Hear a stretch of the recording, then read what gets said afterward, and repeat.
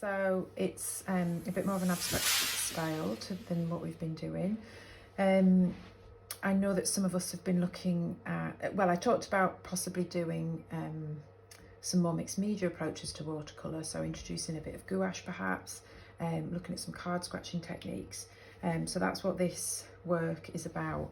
It's based on this image, and the reason that I chose this image, why I was drawn to it, I love the sort of blurred qualities of it. I really like the colours, and I love the sort of perspective coming in towards the centre there. But what I saw in it is the opportunity for when you spatter gouache onto a wet watercolour, then it doesn't spread as far as watercolour would if you spattered it, so it sort of holds its shape. So it's a great way to sort of do blurred areas like these white lights. What I want you to think about when you're doing this is sort of breaking it down into 3 sections. So background, which is going to be all wet in wet, and then buildings. So we're going to look at card scraping techniques for the buildings, lampposts, things like that. And then the third part, which I haven't really covered here on this painting yet, would be detail. So refining, looking at your lights and darks, thinking about the perspective more, and just adding sort of spots of detail just for it to come together.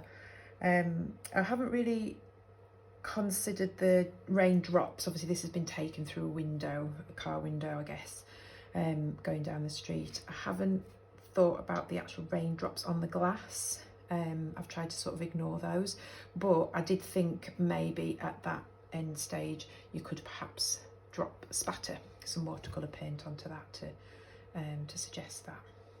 Okay, so I'm going to put that to one side. My images here. I've got 2 different size brushes. So I've got a big brush for washers, and then a slightly smaller brush for smaller washers. Really the detail work is going to come in with the card spattering, and possibly even the palette knife. With the spattering technique, it's quite handy to do it with the palette knife like this. You get a little bit more control over it than you would if you were spattering with a paintbrush. But if you haven't got a palette knife, just spatter with a paintbrush and just dab it, knock it on top of your hand like that. You can see the spattering of water that's coming through when I do that, and it's just a little bit more control than sort of spattering randomly. Okay, so for this first layer of paint, we're going to cover all of the paper with paint, because the only white sections are here and here, and we can spatter the gouache into those white sections while the watercolour paint is wet, and the gouache will disperse the watercolour paint to leave these white areas like this, and the areas for the lights. Okay, so I'm using not cold pressed paper as well. 2 jars, so clean water, dirty water. So try not to get them muddled up. If you do, then obviously you can just go and change them. Okay, so clean water, big brush. I'm going to wet the whole of my paper, and think about this as you want it damp. Okay, so you want it to have a soft sheen to it, but you don't want the water running around.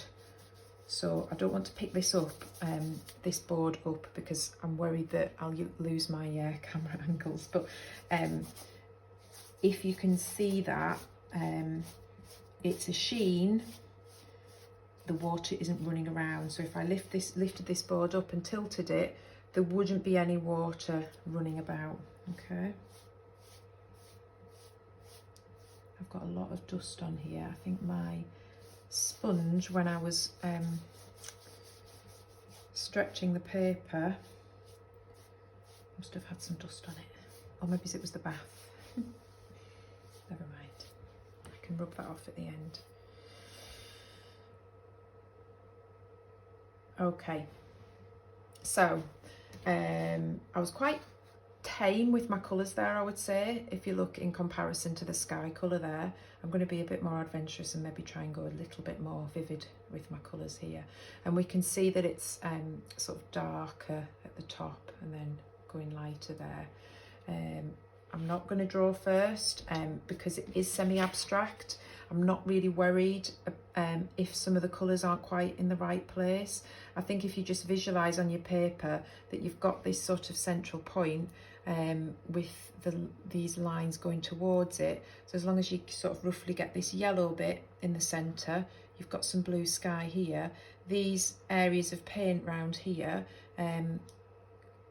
as long as there's a suggestion of the colours that are there, it doesn't matter so much if they're slightly in the wrong place. For example, you know, this colour's come up here a little bit,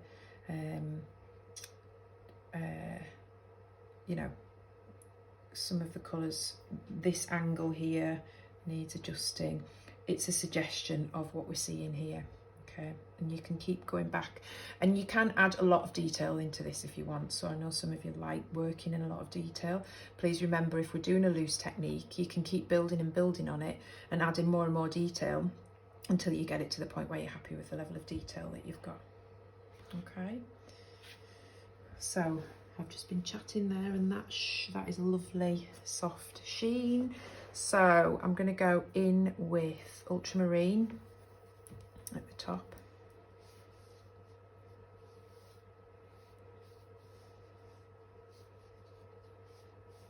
Remember, watercolour dries lighter, so while that's wet, I'm going to pick up a bit of a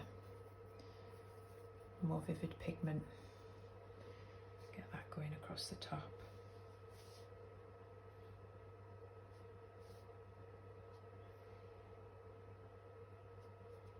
Okay, wash my brush and dab it. Okay, so I've always got a bit of tea towel that I put under my paint area so that I can wipe my brush. I've also got kitchen roll to hand as well, so I can use that. You can tilt your paper at this stage to encourage the paint to go a particular way, but I'm sort of quite happy with it just sort of up blurring flat. So I'm going to pick up my tealy greeny colour and get this in down here. And while I'm doing this, I'm just sort of thinking about marking out those rough shapes of the buildings. And again, I'm just going to put a bit of a more vivid colour in there.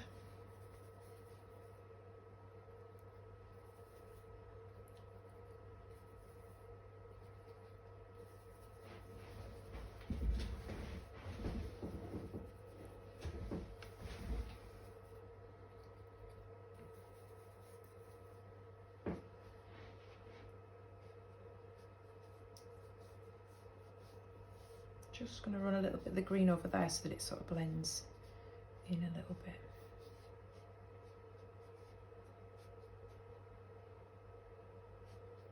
And you can see it's sort of granulating quite nicely on this paper. So I'm going to carry on down here. Everywhere I see a little bit of green, I'm going to pop that in.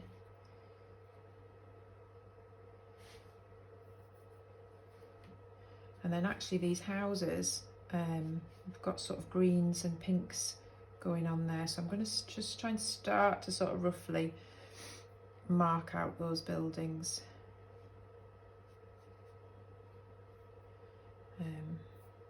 But we can see we've got like sort of greens and pinks going through there, which is quite nice.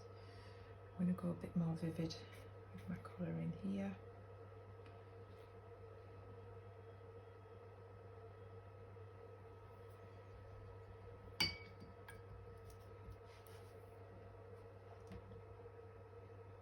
Okay, we've also got some pinks, so I'm going to pick up the pink, and it's sort of quite nice when it mixes with that tealy colour as well.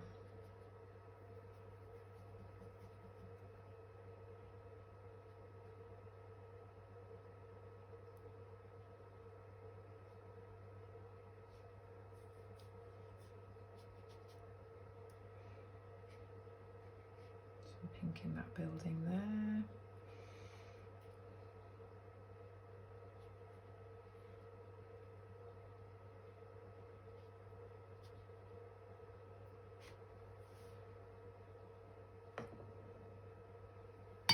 Now I know at this stage you probably think, what a mess.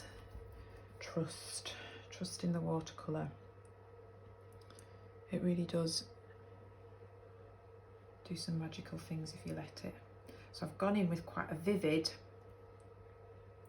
lemon yellow there and quite a thick mix of it. And can you see how it's pushing the rest of that pink paint out to create this blurred effect here? We've got some lemon yellow in the window there.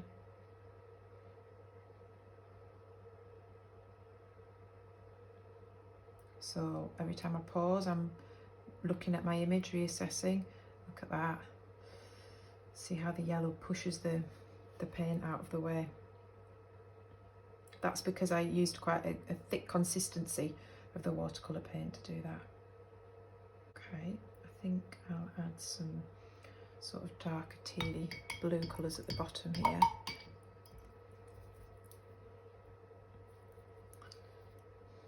And if I mix some of the cobalt teal with the ultramarine, like I say, you can get, if you think about it, the tealy colour is a greeny blue, so you need to add probably a bit of green to it, a vivid green like Viridian, to keep it a vivid colour. If you add a yellow to it, you tend to sort of get more muted turquoisey colours. So we've got some sort of streaks coming up here. Do it a little bit more bluey.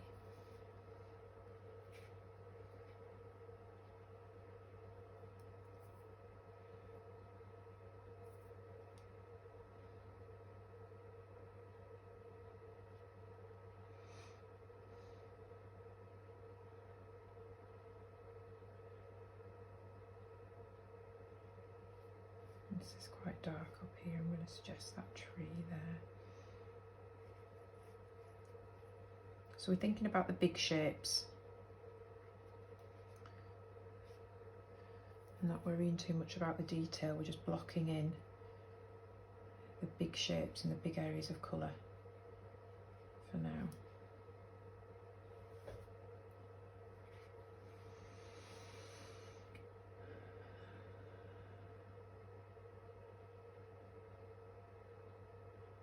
Right, I'm conscious that I don't want that paint in the sky to dry too long before getting the gouache in. So I'm going to get that in now, and then I might come back and do a few more orangey colours down here.